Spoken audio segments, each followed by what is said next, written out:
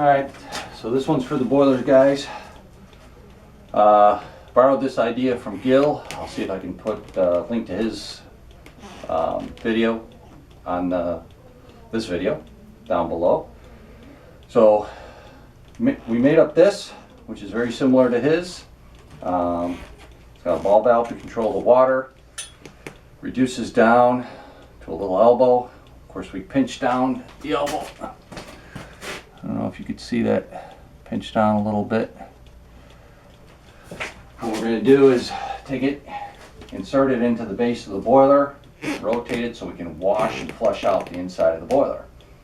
Got a valve so we can control how much water. With all new steam boiler installs, I've been starting to add garden hose connections. So I got a washer hose here, so I can do this to all my boilers to get them all cleaned up. They seem to be dirtier now than ever with all the oils and stuff. So we'll do that and take it from there. Oh, here I'll show you kind of what she looks like. Hook up the water to it.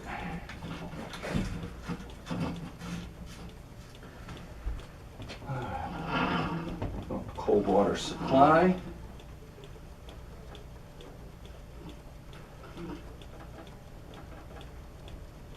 So you can get an idea of how much water flow it gets. So if you open it up, so you get a real good flow. Of course, we'll do this pointing inside the boiler, and it'll help wash out and clean the inside of the boiler out. We'll take this valve off. And pull off. Get in there.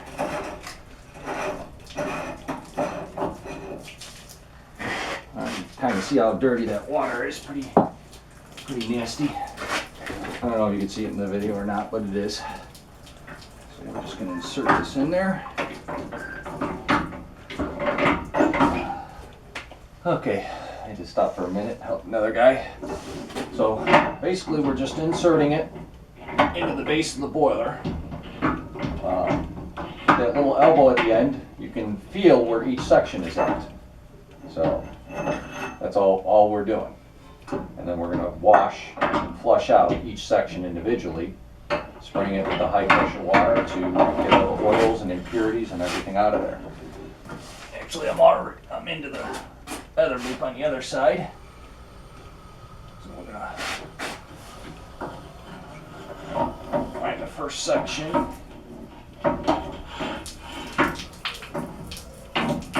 Okay, there's the first section.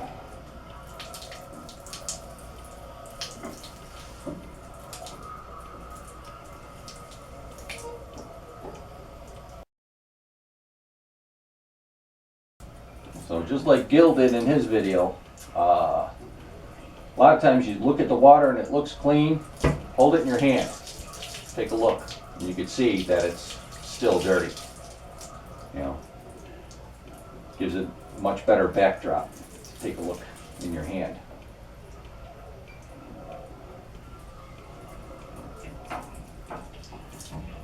There's our next section.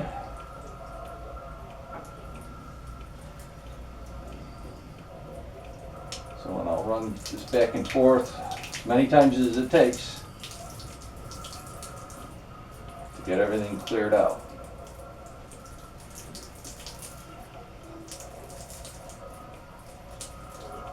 So there's something else you can do besides skimming the boiler. We all know about skimming. You want to skim right off the surface. That's where all the oils are being held. This helps a lot. Getting all the heavy particulate out of the bottom of the boiler, as well as the oils. It will help wash it too.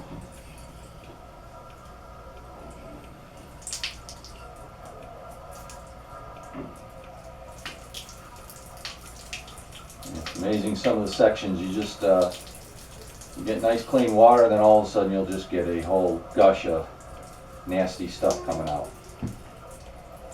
This boiler isn't as bad as a lot that I've done. But again, this is a great idea that he came up with. And it works really well.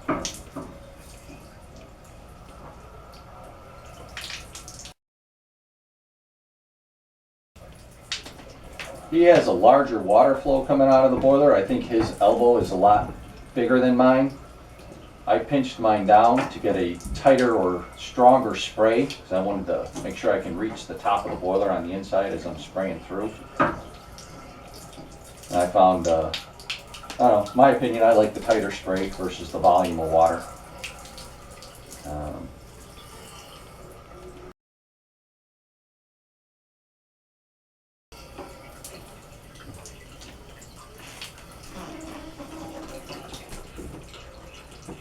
Of course, I have the elbow oriented or pointing with the valve, so if my valve is up, I know my elbow is pointing up.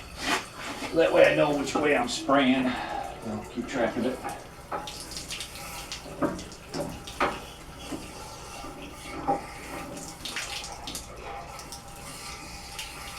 Here, I'll show you the volume of water we got.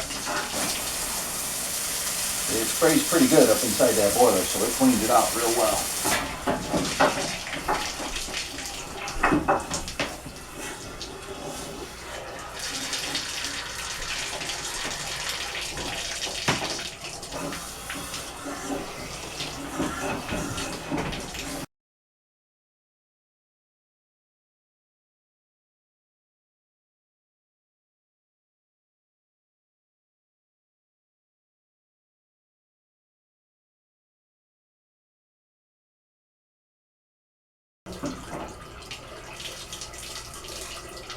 Oh yeah, we're getting nice and clean now.